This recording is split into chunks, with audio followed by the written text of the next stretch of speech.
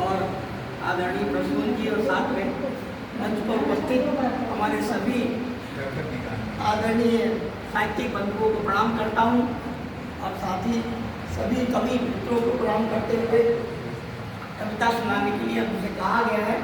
तो जैसा कि अभी वातावरण चल रहा है, गर्मी बहुत ज़्यादा हो रही है और इस गर्मी में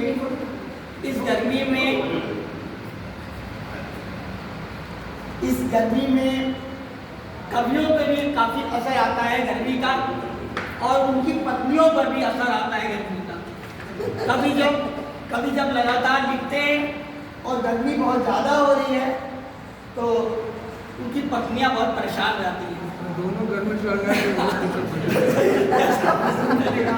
दोनों में गर्मी लग जाती है और कभी कभी झगड़े भी हो जाते हैं तो गर्मी दिमाग पर भी चढ़ती है। तो इस गर्मी के कारण अभी कई लोगों ने गर्मी पे भी कुछ बोला और मेरे मन में आया कि भाई एक छंद मैंने जैसा बैल ने भी कहा कि 40 साल पहले, तो मेरा 40 साल तो नहीं है लेकिन 20-25 साल पहले जब पटना में था, हिंदुस्तान पटना में संपादक के रूप में कार्य कर रहा था, वहाँ भी घूमते हुए जाता था। तो एक मेरे मित्र थे, उनकी पत्नी ने कहा भाई कूलर ले आओ, अगर कूलर नहीं लाओगे तो मैं मेके छोड़ के आऊँ।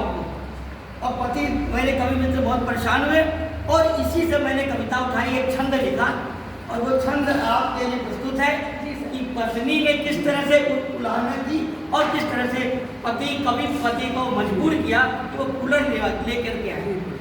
तो आपका आशीर्वाद चाहूँगा कि गर्मी के बांध चले हाय कृपा के निधान, गर्मी के बांध चले हाय कृपा के निधान, और कूलर ले आओ नहीं प्राण चले जाएंगे।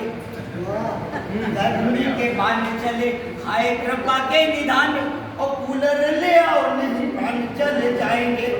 और अभी पंजा बहन चाहूँगा कि गर्मी में कविता बनाते रहे यदि तुम, गर्मी में कविता बनाते रहे यदि तुम, और बेलन चलाऊंगी अरमान चले जाएंगे।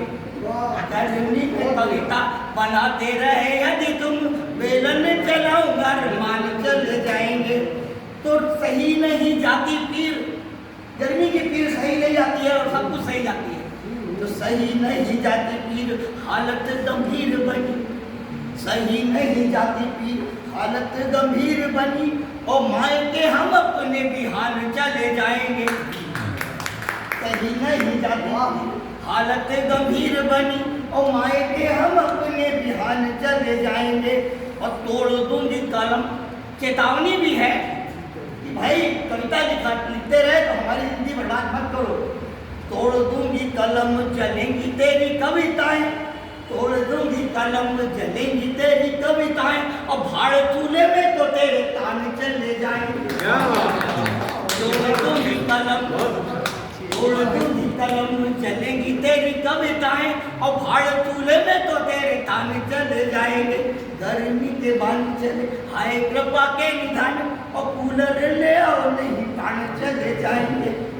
तो ये गर्मी का एक छंद था, लेकिन जैसा कि आदेश हुआ है कि कुछ मैं सुनाऊं, तो बेटियों पर अभी हमारे कवि मित्रों ने सुनाया है कुछ, तो मैं एक